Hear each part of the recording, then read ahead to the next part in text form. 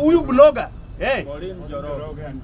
so Joyce Karogo, thank you Joyce Karogo Pauline Njoroge, hao wanatoka wapi? Central. Kwani ni Wajaluo ambaye mnasema itasaidia Wajaluo na ni wananchi wa Kenya.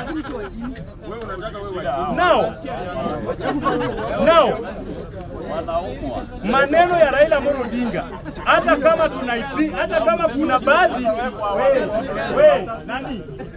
hata kama kuna members ambao wanapinga maneno ya Raila Amolo Odinga, mimi kama Isaac Secretary General wa bunge la mwananchi, nasema Raila Amolo Odinga apite asubuhi na mapema. Haya, nikirudi kwa nini yako, agenda yako ya mwisho ya maneno ya mauaji ambayo inaendelea kwa hii. Yeah. Tuko na machanganyiko maalum katika hii nchi. Ndio maana watu wanakufa kila siku nasikia mtu ameua mwenzake. Ni shida ambaye hii serikali imetuweka. Hii serikali imeweka vijana mahali pabaya sana.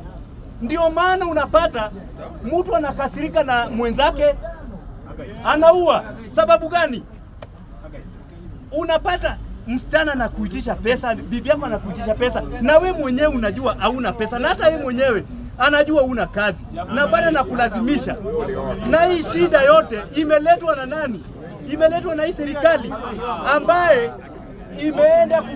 imeenda kupeleka pesa ya bonus Western Region.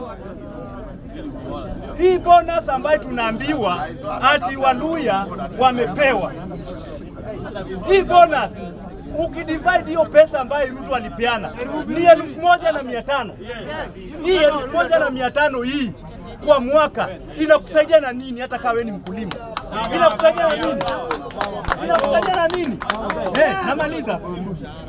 So hii bonus ambayo tulikuwa tunaambiwa ya kwamba Ruto amepeleka huku, kama kweli venye Omondi amesema ya kwamba miwa inalimwa sana sana na Wajaluo, hii 1,500 angepelekea wale Wajaluo ambao wanalima nini hiyo miwa, na hata hiyo 1,500 haitoshi kwa mwaka. So tusiambiwe maneno ya bonus. Ruto lazima akwende nyumbani, na kama ni hivyo hiyo 1,500 apeleke Wakale.